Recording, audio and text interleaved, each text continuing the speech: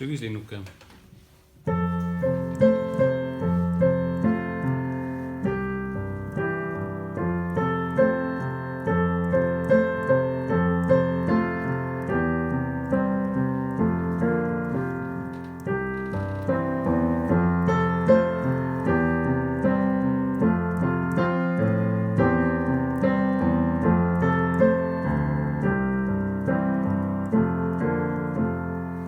See põhifaktuur on siin võib-olla mõnes mõttes väga lihtne, et kui võtta lihtsalt akord laia seadusse, F-tuur.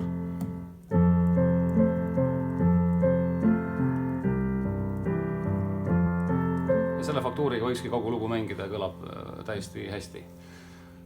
Nüüd siin võib mängida ka võimalusi, mida siin noodis kohe ei ole, aga kui neid oskad läbi näha, näiteks F-tuuri 2 takti, siis selles teises taktis võib seda sama laia seadet mängida mõnes F-tuuri pöördes.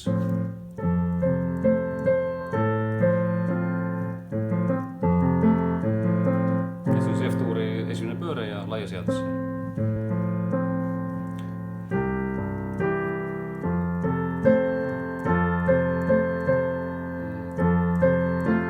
Ja nüüd näiteks kui C-tuur on, samamoodi võiksin kasutada sellist pööret.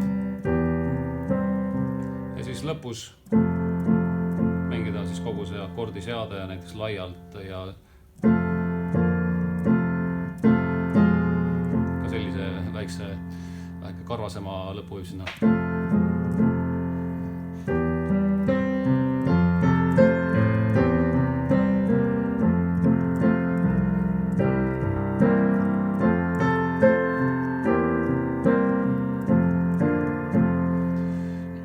Panin veel paremasse kätte juurde akordi helisid, kuna see on rahulik lugu, siin on aega.